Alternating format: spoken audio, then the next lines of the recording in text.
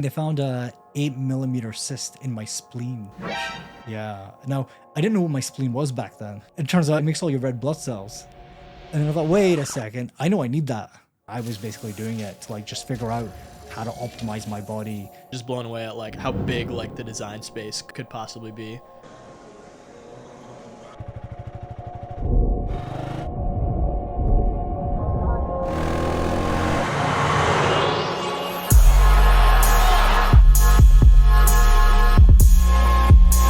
What if I'm someone who only responds to super like hard criticism? The dominatrix AI.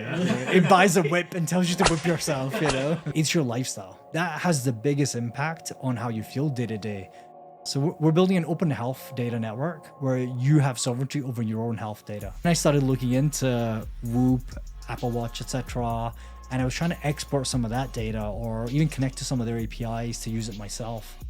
And I was really struggling to connecting that data up to my own applications. And I realized this whole idea of data over ownership and sovereignty, I can't take my health data from Apple and take it to the Android ecosystem really easy as a user. So that's the problem that we're solving.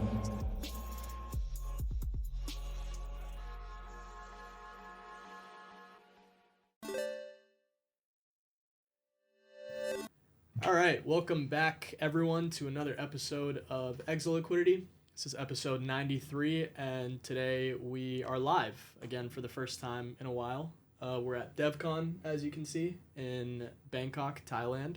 Great time. And today we have on with us Nix from Pulse. Nix, thanks for being here, man. Hey, good to have you guys. Well, good to have me here. Good to see you here as well, guys. For sure. It's I don't think we've done like a ton of deep in projects, to be honest, but it's always nice, like there's always like actually something going on, you know? How did the intro happen? The intro? Yeah. How did we meet? Oh, that's another dude. We have like every other episode we have a reason to shout out Waj. So this is another Waj shout out because he was the one who put us in touch. Yeah, I think he just put us in touch. He was like, these guys are building cool stuff. Let's see what's going on. Nix, I loved when we first met. I was really intrigued by your story of kind of how you ended up where you are, building what you're building. Would you mind like telling us a little bit about that, where you've been and what you're doing here? Yeah, sure, guys. So out of college, I started off my career going straight into tech, building startups, right? And this is back in 2010, 11, when building a startup wasn't cool. Most people are going into finance, etc., banking, basically. But for me, for some reason, I just wanted to build my own stuff, right? And I've been like that since, over the last 15 years. And back then, at least, the culture and the vibes were very much, you got to hustle, 24/7, you got to work. Fuck sleep. It doesn't matter. You just got to keep building. So what ended up happening was over like the last, I would say, decade and a half, right? By prioritizing work, I put health pretty low in terms of like, what I was focusing on. And it's fine when you're in your 20s, but actually there's like a little point where you just start noticing certain things don't work the way they should, right? Like physically, or back in the day, I used to be able to like easily do 4 hours sleep, wake up, and feel fine. Now, it started to kind of slowly go down from 4.5, 5. And now it's like, if I don't get 7, I'm not functional. Yeah. So as I was aging, I just kind of realized, crap, my relationship with my body has to also change, right? Because I physically can't stop it from changing, right? I can do a little bit here and there, but really I need to adapt. There was like a bit of a turning point, where a couple of years ago, I had like a really routine checkup done, right? Like an MRI, etc. And they found a 8 millimeter cyst in my spleen. Oh shit. Yeah. Now, I didn't know what my spleen was back then. I was like, what? It turns out it's an organ. I'm like, all right, that's cool. Turns out it makes all your red blood cells. And then I thought, wait a second, I know I need that. Yeah. And the real turning point was when they showed me a picture, right? Like the MRI scan of the before in 2019 when I had an MRI done, and there was no 8 millimeter cyst in my spleen. And then afterwards, when I saw it, and there was one, and I thought, crap, it's only been 3 years. And something's happened in those 3 years, but this thing has just randomly appeared, right? I would have lived with it if I was just born with it. I'm like, oh, I don't need to do anything different. So that made me think, okay, crap. I can't let this thing go any bigger. Yeah, they can take it out, stuff like that. It's not that big of a deal, 8 millimeters, it's not life threatening or anything, but I should probably like look after myself a little bit more as a result. So I started just changing my relationship with my body and my mental health, etc. as well, So started going to the gym more, tracking what I was eating, trying to sleep more efficiently, bought a bunch of wearables, etc. Got blood tests done, you name it. I was basically doing it to like just figure out how to optimize my body and, just get healthier and not have this kind of, detrimental relationship with my health and my body. Hmm. Yeah. Yeah, it's super interesting. I like before we go any further, what are you wearing right now? Like, tell us the whole stack. Yeah. I mean, I'm shilling the competition here, right? So this is the Ultra Human ring. Most people are familiar with the Aura ring. Ultra Human's just another kind of brand. They've been around for a couple of years now. Pretty big in Middle East and Asia. Very similar in terms of what it tracks. Sleep, exercise, etc. HRV, recovery, heart rate. They did something unique that other rings and wearables weren't doing for a while, which was glucose monitoring. That was obviously you had to have one of those CGMs though, but they had integrated that inside of their app, 2 years before everyone else did. So that was pretty cool. I used that for a while. Then I've got the Whoop, which most people are kind of familiar with, and Whoop's been interesting in terms of their journey. They started off very much like pro athletes. And now it's starting to kind of get into the mainstream, right? Where I'm sure you've probably seen some, us tech bros are now wearing it to track our sleep. Apple Watch for obvious reasons. And then we have our own wearable as well, which we're benchmarking, which is the Pulse. That's sick. Yeah. I definitely am excited to learn more about your specific device. I also want to find the crypto intersection as well. Obviously you were in entrepreneurship for 15 years, it sounds like. What brought you to crypto? What was interesting to you about that space? Yeah. So 2021, I just exited my last company. I took a month off and started investing into cryptos. First time ever I had money, right? And it was also the first time ever where I took a month off. So it was, both of those were like weird things to have in your life. Yeah. So I played games for a month and then I thought, oh, you know what? I want to get into gaming, right? I studied game design at university for like a year before just doing full CS. And I thought, screw it, maybe I'll do that, right? And I was just researching about games, etc. And one of the articles was about Axie Infinity. And this was a games website, right? I can't remember which one it was. So it wasn't like a crypto site. And I started reading about Axie Infinity, and then it talked about how it was crypto related. And then my head just clicked, right? I realized the opportunity here. And I was already buying crypto, but I never thought I'd wanted to build in it, But seeing that opportunity, that intersection made me think, okay, there's an opportunity here. I want to be part of this journey. This could be the future, right? Now asset ownership isn't just the financialized aspect of, oh, I have a coin, I can do permissionless payments. That's exciting, but not exciting for me. Now it's about, okay, asset ownership in relation to a game, and that was a compelling narrative. So I kind of got into crypto via gaming. Eventually, I kind of tell everyone this: when you're building in crypto, it's very hard to not get sucked into DeFi, NFTs, etc. So kind of over the years, I've kind of just done a bit of everything here and there, helping teams, building my own projects, etc. Yeah. What was the industry for the startup that you were previously in? Was it any way related to what you're doing now? Yeah, a little bit. So we were collecting and analyzing data and then selling it to public markets. So for example, we had sensors across some of the busiest train stations in the UK and Europe, and we were collecting passenger footfall.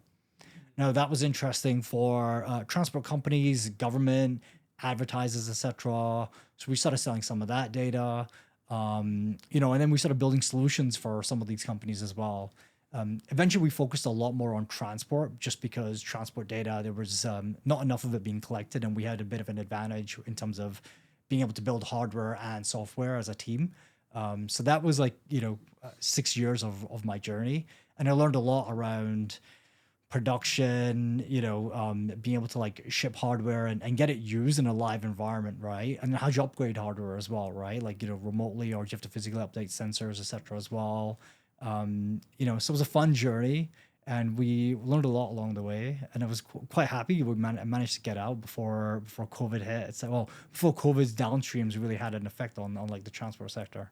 Yeah. Yeah, definitely. We have a bit of rite of passage on Exit Liquidity. You can't really like be in crypto without getting burned. Oh, Once is a given, but multiple times obviously. But everybody has their Exit Liquidity stories, right? So we like to get an idea of what your most memorable moment of being Exit Liquidity was. oh man, every day of the week, listening to Ansem. Yeah. Oh, kidding. The most memorable moment of getting dumped on. The most painful one. So I mean, UST was painful. I wasn't exactly exit liquidity there, but it was stuck liquidity, where I couldn't exit it. So just seeing, quite a lot of capital just go down, and then that unstaking period, I think it was like 28 days or something, and got it back. It was worth like pennies, etc. on the dollar.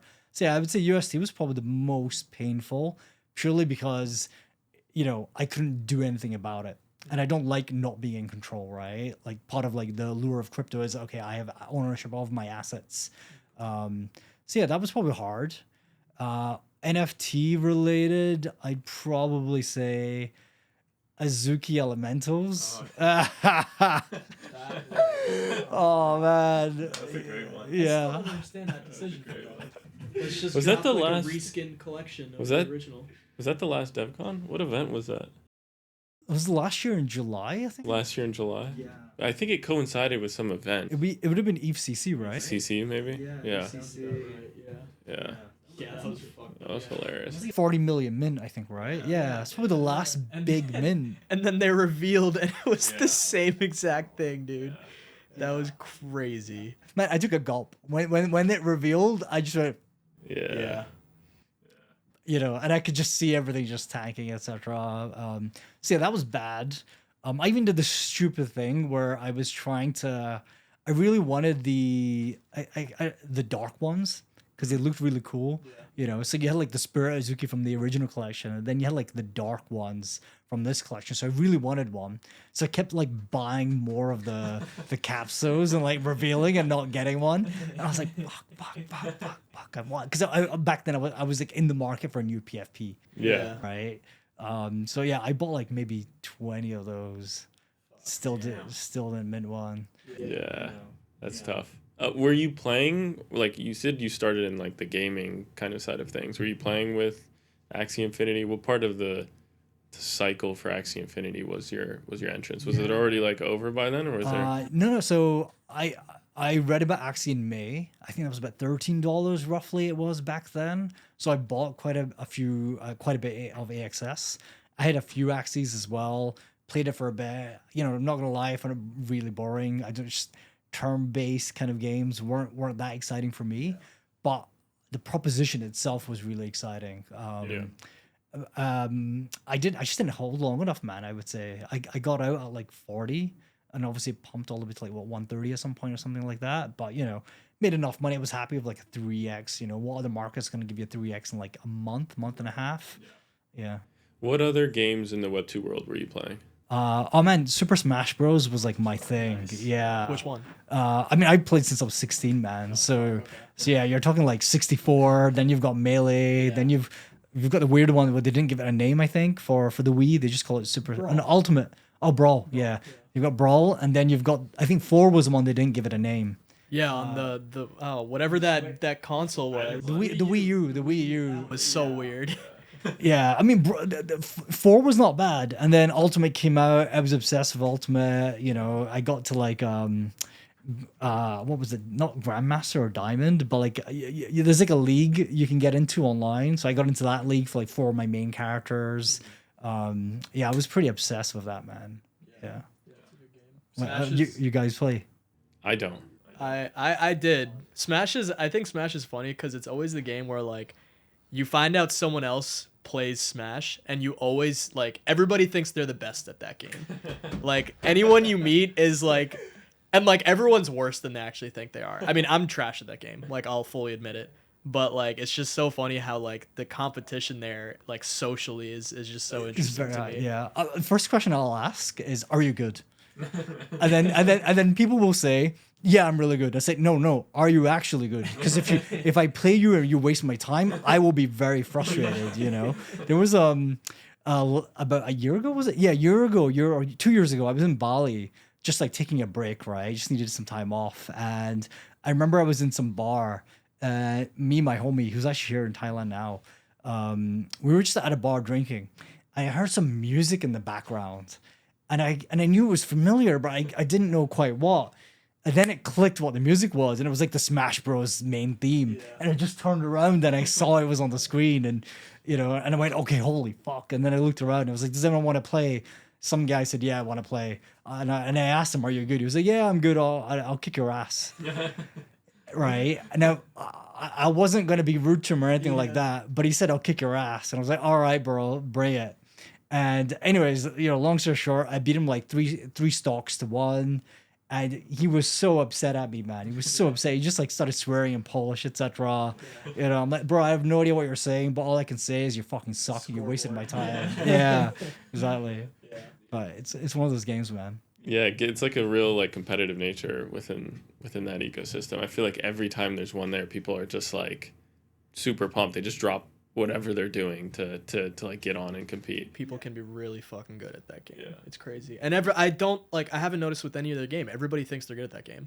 Like most game, like if you talk to someone who plays League, like a lot of time they'll be like, yeah, I fucking suck at League, or like this game sucks, or like whatever. They're like honest about it. But with Smash, just Yeah, maybe we're all just delusional, like Smash players. I Yeah. don't know. I probably suck compared to like everyone else, right? Yeah. that's Yeah. the thing. There's always a bigger fish. Yeah. So for like going from the Web 2 gaming Axie Infinity to like entering the crypto world, hit a few X's on some coins, maybe play a few games, messed around in DeFi, maybe on the wrong L1.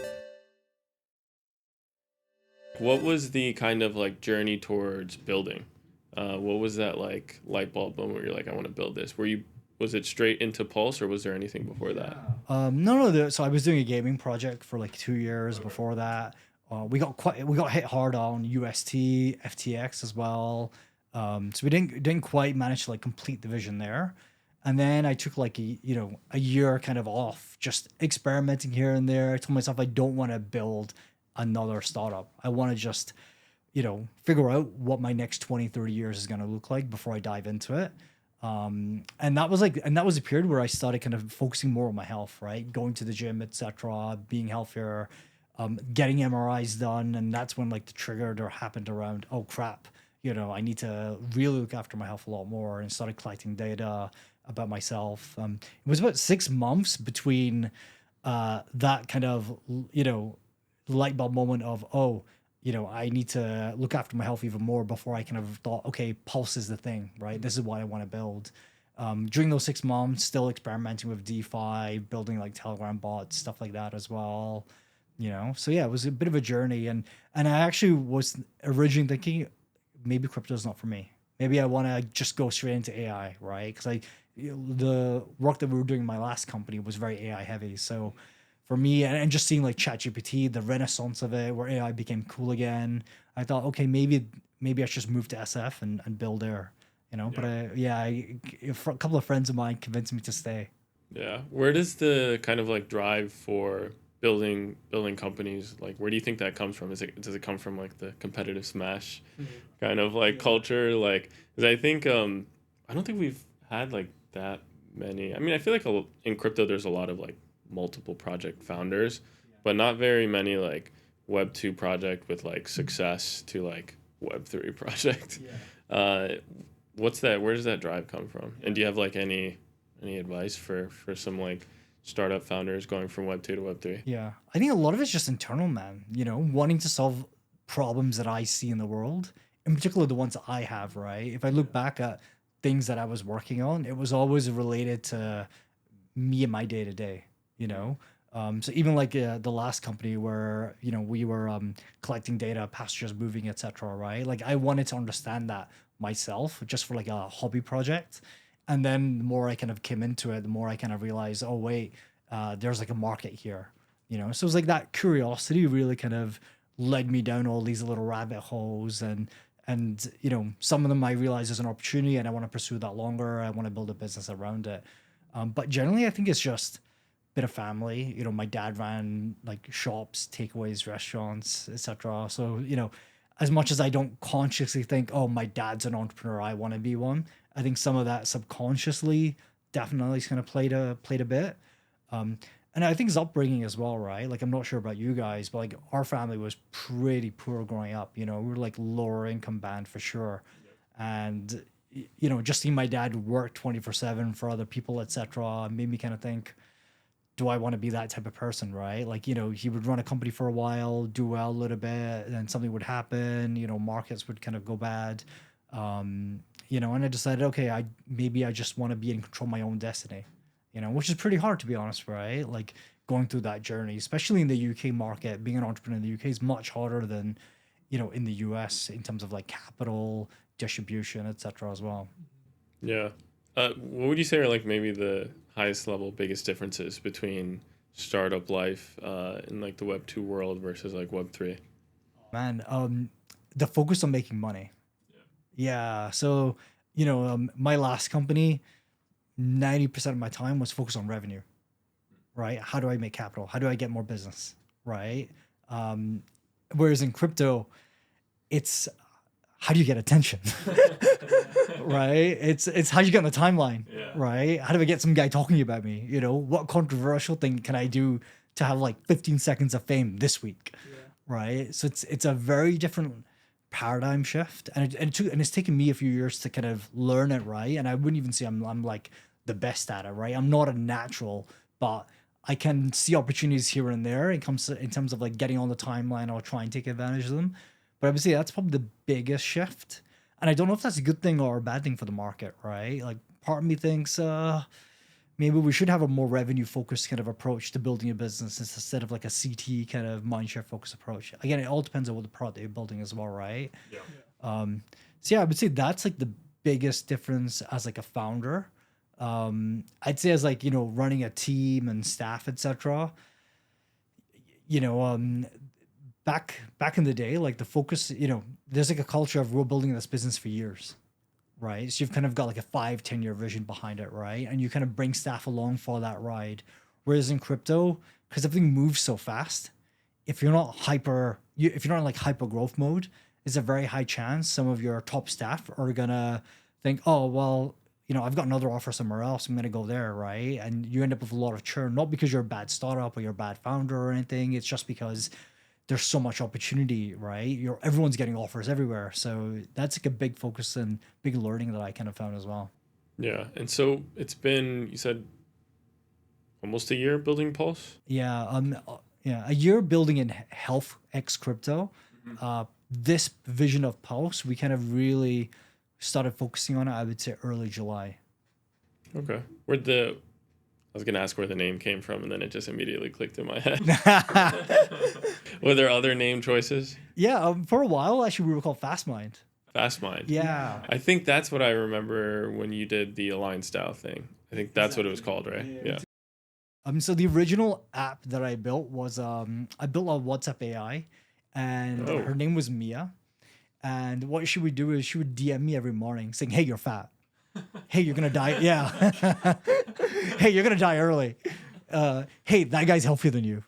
And yeah, so Was that effective for you? for me it is, right? Like I grew up in Scotland, so tough love is like a huge thing there, right? Like, if I told my friends I'm having a hard time, they'd be like, "Shut the fuck up." Yeah. That's just the way we grew up.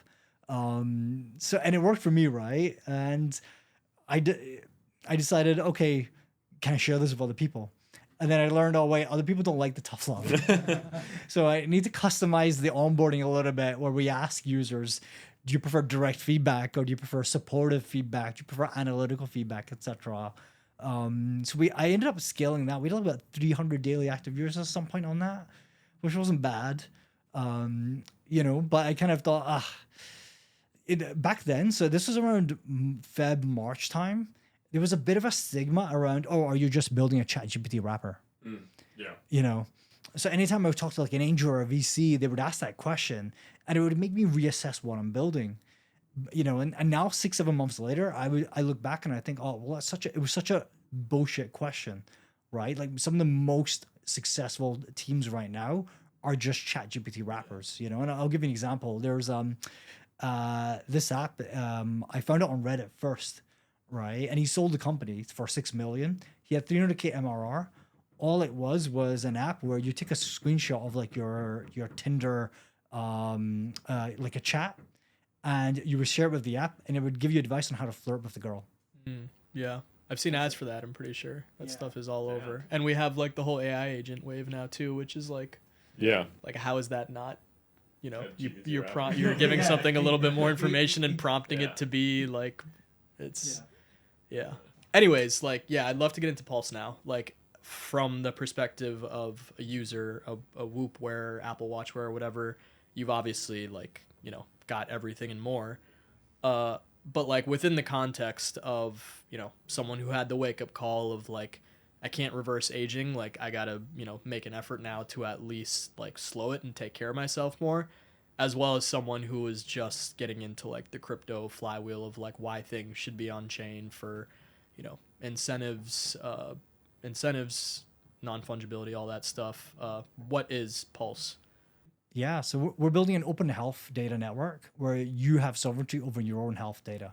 So right now, when you go to a doctor, let's just say you get an MRI done, etc., chances are that scan, it's going to be on the doctor's database. You might get a CD with it, but you're not going to be able to look at that data yourself unless you use the software that the doctor owns. Now you might get some images of it, but it's very hard to like give those to like a third party, etc., as well.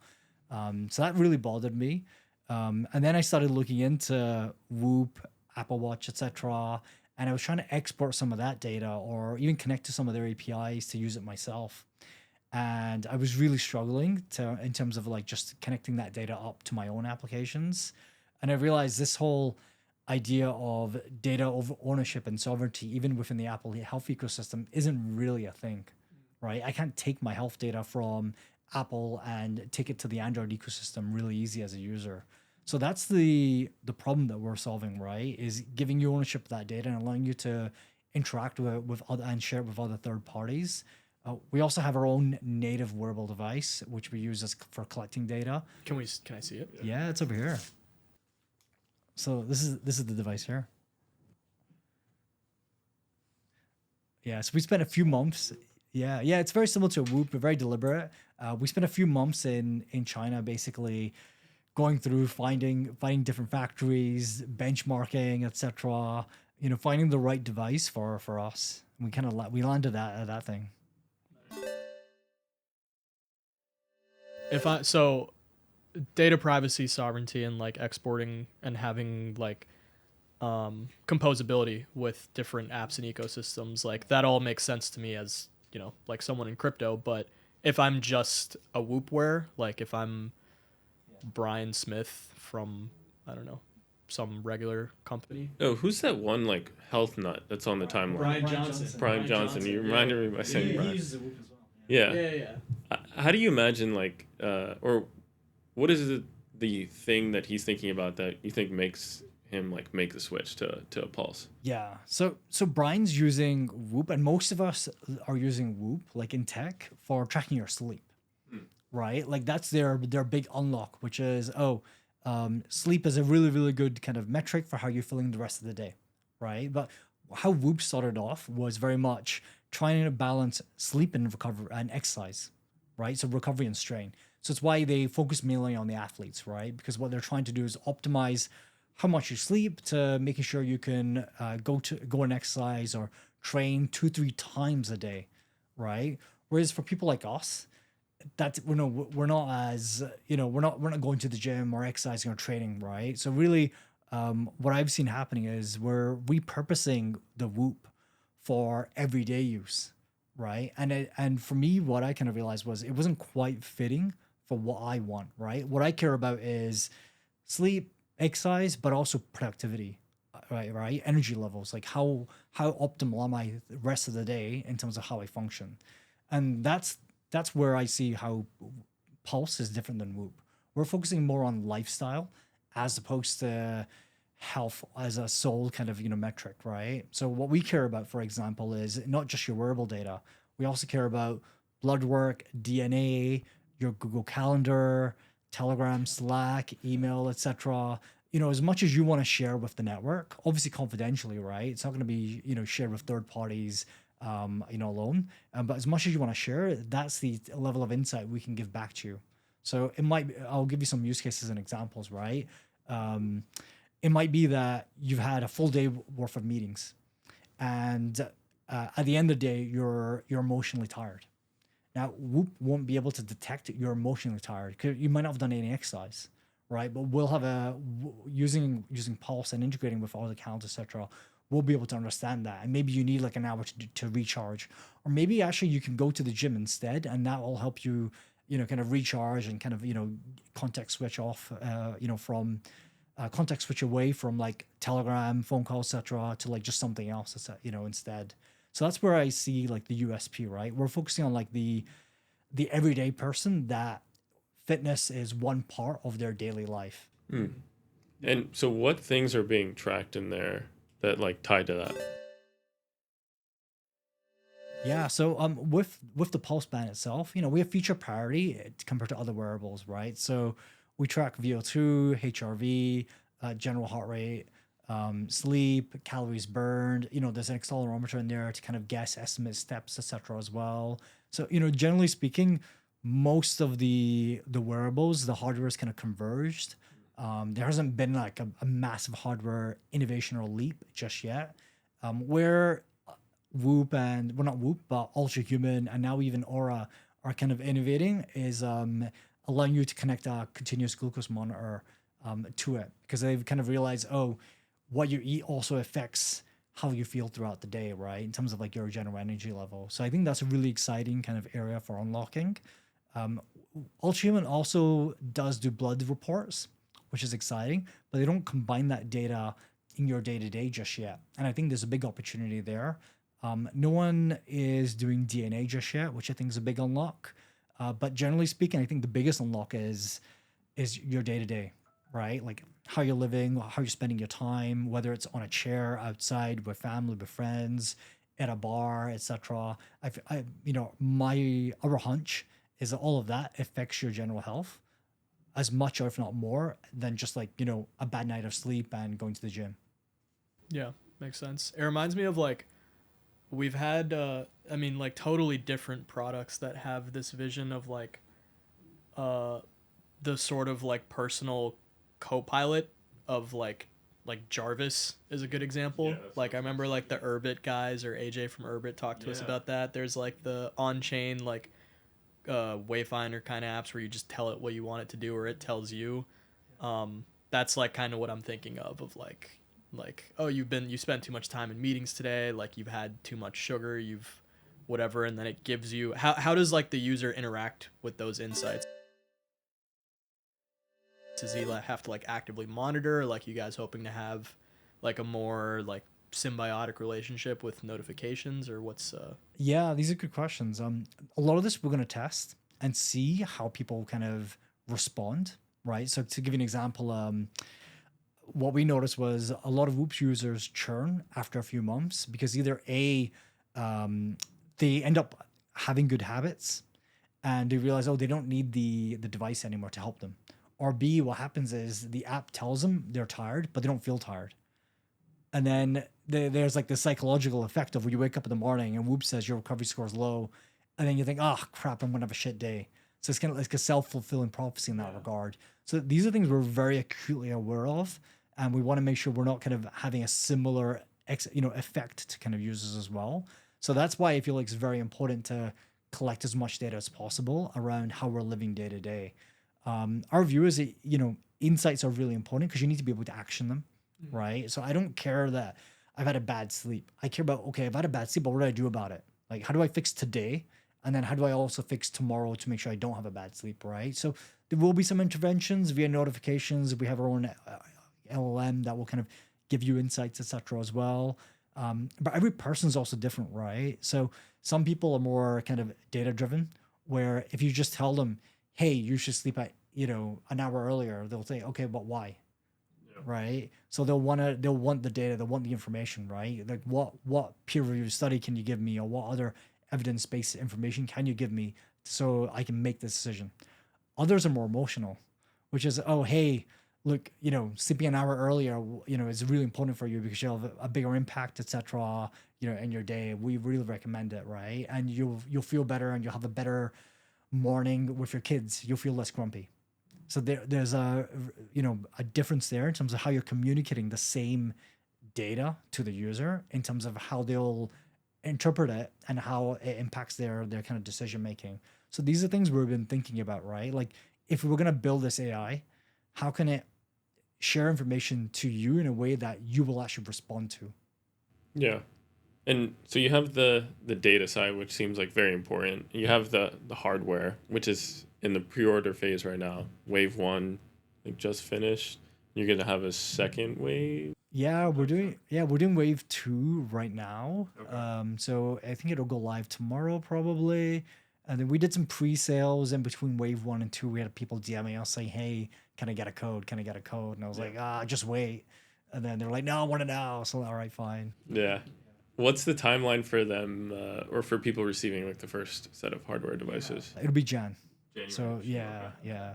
yeah, very tight, very tight, very tight. So we front runned a lot of it, So July, August, September, no one knew what we were working on because we were just busy getting shit done, And then it wasn't until like October where we started being active on CT and kind of sharing more about what we're working on. If the hardware is coming that soon, do you guys have an idea of what the interface looks like at this stage? Yeah, so we're working on that right now. We have like a few different prototypes that we're just kind of doing tests with users at the moment, and we'll pick one and just kind of stick with that and deploy. And so software upgrades are one thing, obviously. That's, that's like a big part of like Teslas and like with just having to ship an update and then you have some new functionality. But you have the hardware component as well, obviously. How will that work if you guys want to start tracking something new, or if you notice there's something missing that users want? Will you have to like release new generations of like the pulse band? Yeah, it's a good question. It depends on it depends on what we want to track, right? This is also why crypto's so exciting for us because of having our own native token allows us to create an incentive structure that allows and not just allows but entices people to sharing data with us. So for example, right, like wearable data, you'll get rewards for just wearing your wearable 24/7, right? Now we want blood work, we want DNA, we want health records. Now that's very exciting for us because the network gets more valuable, and what we can do is we can get third parties who are interested in acquiring that data anonymously. So we can share revenue back to users as a result for sharing their data with us. But also the insights that we can give them are better as well because of all this data that we're collecting. So, to a certain extent, we're, obviously we'll release new hardware over the years, etc. as well. But if there is just a certain type of data that, we're really excited by, our view is, we should be able to incentivize users to sharing that data with us. Yeah, I think that's like that was gonna be my next question. Like, there's conversation on like points farming or whatever, and like the biggest thing I heard like people in the developer world talk about is that like the points farming meta allowed them to like have a black box into seeing what tweaks they need to make to a UI, to like how people are reacting to an application, what people are doing, and that was like my immediate thought of you could direct people in real life with like crypto incentives to contribute pieces of data to do all kinds of different things. When it comes to where this network is going to live, how are you thinking about that? Are you that deep into the weeds? Yeah, so we use network very liberally, right? So it's not in the sense of we're going to be building our own L1, L2, or anything like that. Really, it's just it's just the network of the data, right? So In terms of where it's stored, so at the moment it's obviously just stored centrally in our own database. Um, you know, Decentralized storage solutions at the moment aren't quite good enough for us to essentially build an application that runs at scale, right? There's issues around costs, latency, obviously security is a big concern as well, right? So we can't exactly just use FileWeave or FileWeave, Rweave or Filecoin as a result. Um, where it gets really exciting is around ZKs, MPC, where now finally we can utilize some of this as a way of at least verifying that the user did give the data without exposing it and allowing them to kind of build off of that.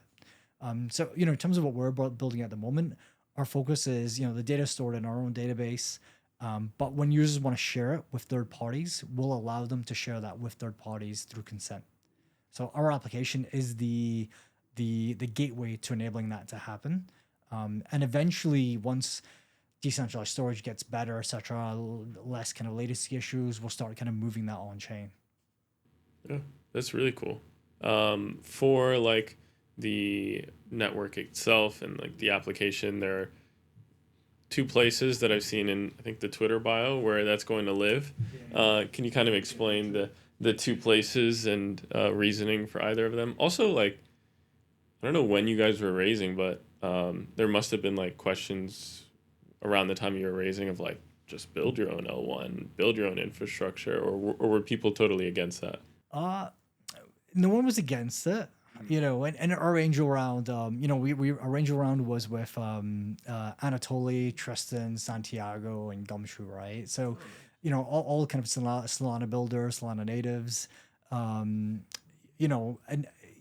Toli's vision is he wants to build a single state machine that can scale, right? Not have L2s, etc. So we were never encouraged by our angels to build our own L2 or anything, and we don't want to either, right? Like that's not the game that I want to play. I want to play I'm good at two things, right?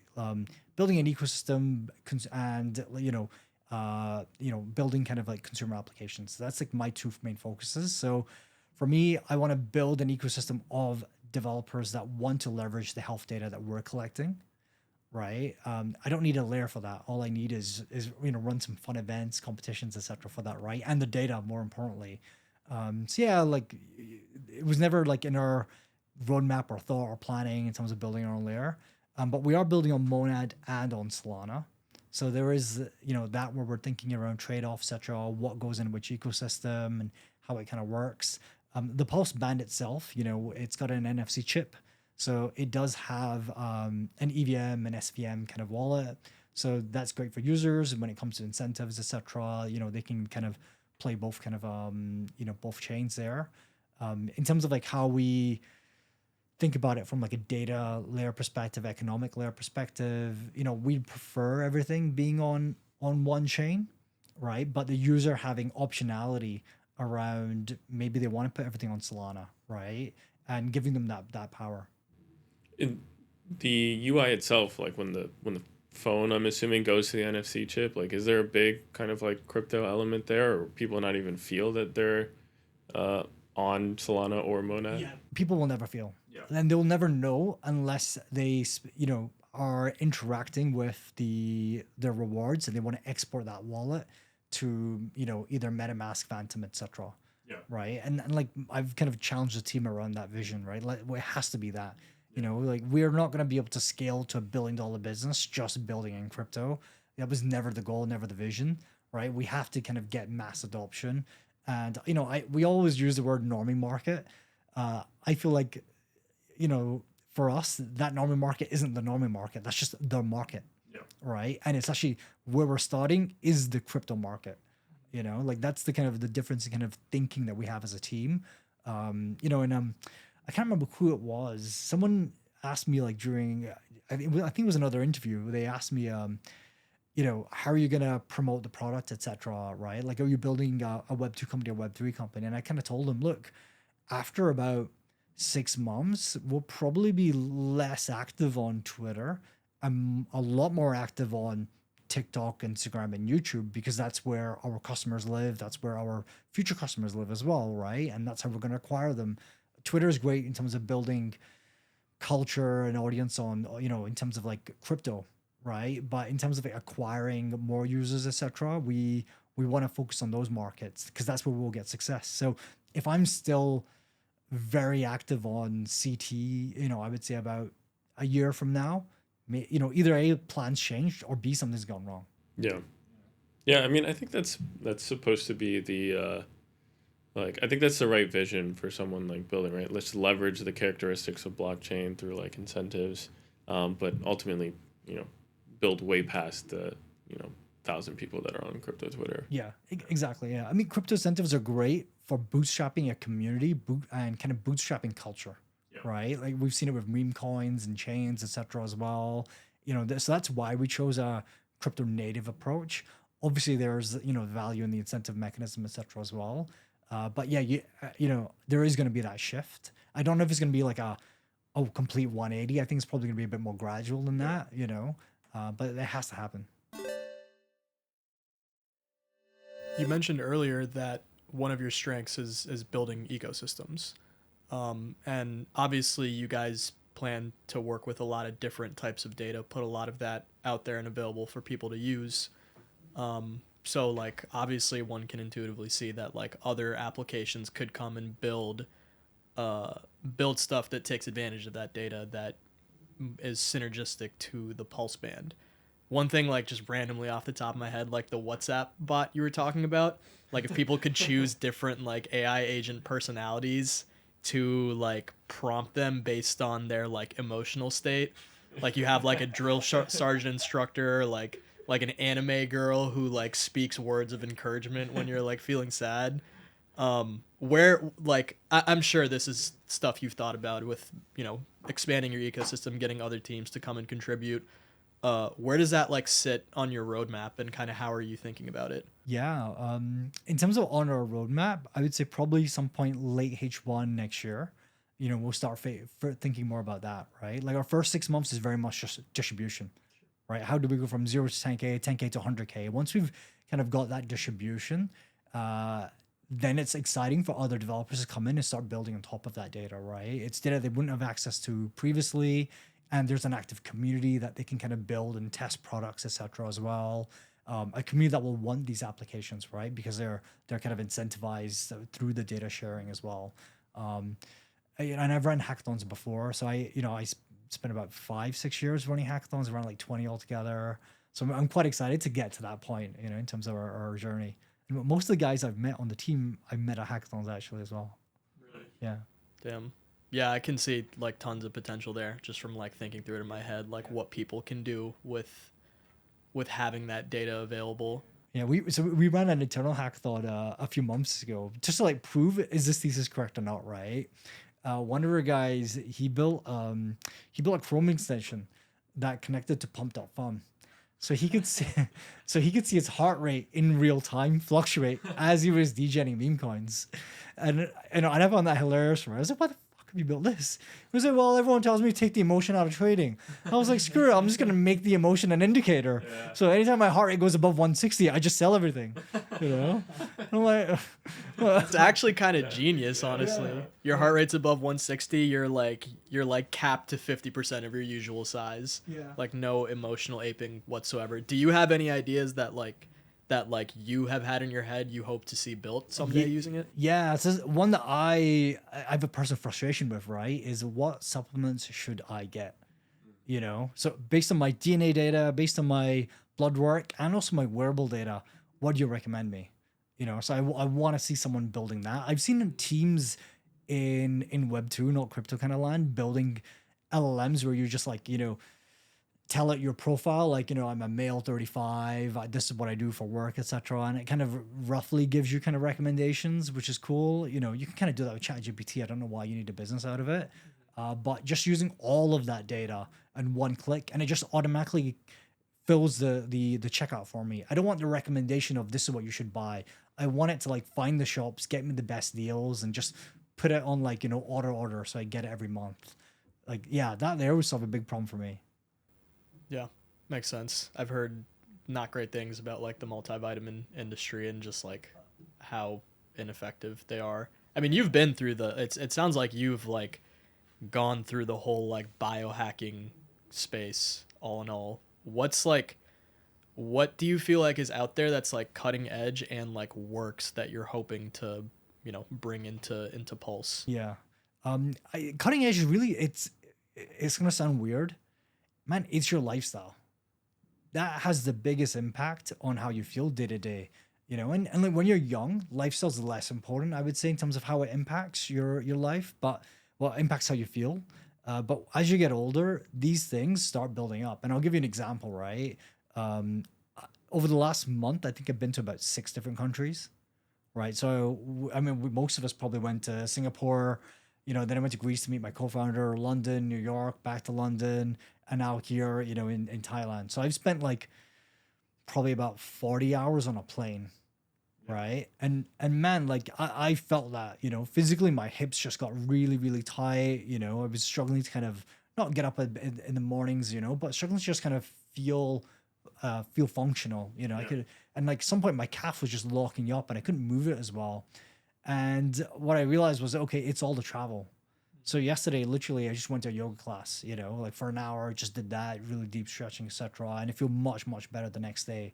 It's just like noticing those issues and trying to address them pretty quickly is like the key. For too long back then, when I was like my late 20s and I started noticing them, I would just ignore them. And it would just get worse and it would build up and it would like compound. So, I had like a really bad tight calf for 3 years, I would say, and it took me about 6 months of physiotherapy to get rid of it, so like just get back to normal. And now it's fine. Every now and again, it'll kind of flare up, because of travel, but largely it's fine, right? But 6 months of physiotherapy compared to now when something happens, one hour of yoga and it's better, So I would say that's like the cutting edge is our relationship with our body, Same as it has been for the last 10,000 years. Yeah, exactly. But there is actual cutting edge stuff, right? Like so, Brian Johnson did it recently. He went to Honduras to do like follistein therapy, where they're essentially injecting like stem cells, etc., inside of your knees and like other kind of joints, and it's supposed to like help you kind of recover. And like I can't remember if it's like de-age you by like reverse aging by like 30%, or like just build 30% more kind of like of cells in that area, and that apparently works. There's been numerous peer-reviewed studies showing that it works. I'm interested in that. It's only like $25,000, so it's not that much. So maybe in a few years, I'll kind of go into that. Yeah. In the example for the for your calf, how do you imagine, like, perfect world, how do you imagine the pulse interacts with that, like, experience? Yeah, that's a good question now, actually. Because you can't detect that, right? There's no wearable that's going to detect, oh, your right calf has an issue, right? Yeah. So It could be something you log, or exactly. Does the AI agent ask you, hey, how are you feeling today? Right now, I've like there's something where we're kind of thinking about internally, right? I'm challenging the team on it as well, and they're kind of challenging me back as well on this, which is how can we reduce user input as much as possible, right? Because no one likes entering data inside of an application, even if like the AI asks you, hey, how are you feeling? How are you going to enter it, right? Is it through text? Because or is it through buttons? Is it through you give it a voice note and it kind of translates it, transcribes it as a result? That how we want to minimize that as much as possible and try and automate the collection. In a situation like this, maybe we do have to ask you, right? Because right now hardware just isn't good enough to know you've got a tight calf. If your calf tightened up, would your heart rate increase? No, Maybe. Like if you feel pain, does your I mean, if you feel a lot of pain, then maybe, right? it's not that responsive. Yeah, but it also depends. Like, did you start wearing the wearable when your calf was already tight? Because then it would not know the difference, right? Now, maybe if you collected enough data using the accelerometer, it could detect that you're walking a little bit funny. Yeah, your gait's a bit different, etc. as well. Maybe like glasses with like a little camera on it. Hey, yeah, one day, yeah. Start looking at your calf, and then the AI asks you like, "Hey, why are you looking at your calf?" Why are you funny? Yeah.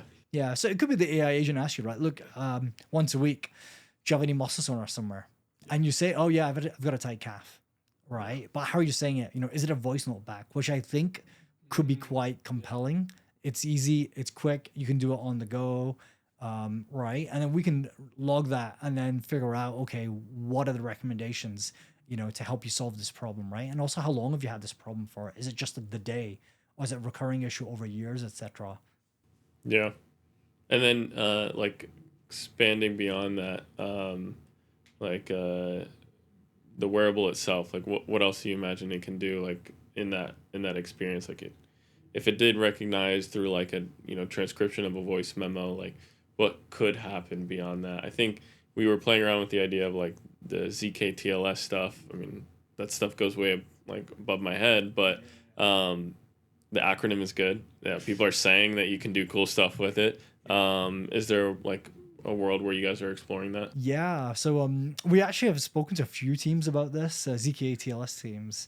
What we would love to do is connect it to Uber, Deliveroo, DoorDash, Amazon, etc., and automatically be able to make decisions on your behalf, right? So right now, ZKTLS is great for reading data. Writing, no, teams aren't doing that just yet. But if you can, what it means is, for example, let's just say, we've detected you've went to the gym. Can we pre-order a really healthy meal for you by the time you get back home? Right? Or we've seen, using the wearable data that you haven't been sleeping as well for the last 2 weeks. Maybe it's stress related. Can it automatically, can it recommend you get a sleep aid? And all you say is yes. And it does the order for you, right? Behind the scenes. And it sends it to you. That's it. So that's type of stuff that's really exciting. And I see us moving towards that future over the next 5 to 10 years, right? That is like that Jarvis kind of, on autopilot assistant that's helping you out. And what I want to do is build that future today. Yeah. I'm seeing so much just like memeability in a lot of this stuff you're saying. Like everything, all the like examples you give of like suggestions or prompts, I think like, all right, what if I'm someone who only responds to super like hard criticism and it just like you have an AI that's just an asshole to you. Yeah. It's like I had a hard upbringing, like my parents were super strict. This one is just gonna like put me the fuck in my place if I didn't like Dominatrix AI. It buys a whip and tells you to whip yourself, Crazy, man. There's like I feel like we could sit here and chat about like potential for like things that could be built, nuances about how it could be built, different types of data that like would be needed, how the user would interact. Like I'm kind of just blown away at like how big like the design space could possibly be. We're like at about an hour here. I feel like this is a good time to wrap up, especially since we started very late. Last thing before we do, if I'm a viewer, or if, for the people watching right now, for ones who are, maybe particularly compelled by what you guys are building, your vision, and kind of the direction you're heading, do you have any like closing remarks for those people? Maybe like calls to action, what they should do if they're interested in Pulse? Yeah. So our Wave 2 will go live. I think by the time this podcast comes out, Wave 2 will be live. So you can acquire a Pulse if you want one on pulse.site. If you want to follow us on Twitter, we're Pulse No Limits on Twitter. Sweet. Yeah. I would guess this podcast is probably going to be live after that happens. It's going to take some time to clear out the, like, whatever was going down there. And, like, How many waves are there going to be? There'll be 7 waves altogether. Okay. So I think this will probably go live when we're at Wave 3. Each wave, basically, the earlier the wave is, the more boosted rewards you get. And also each wearable has like an edition number, right? It's got an ID. So the earlier IDs get boosted rewards compared to later ones as well. Nice. Digital provenance. Yeah. Boom. Yeah. Nice. All right. Yeah, I really appreciate the time, Nix. We both do, obviously. This has been great. Definitely a very unique thing. We love novel shit. We are really like in desperate need of it in crypto. So it's very refreshing to see someone with like a clear conviction, vision, and like a path to execution too. So yeah, I appreciate you sharing that with us. Thanks again for coming on. And yeah, that was episode 93. See you guys sometime after this goes out.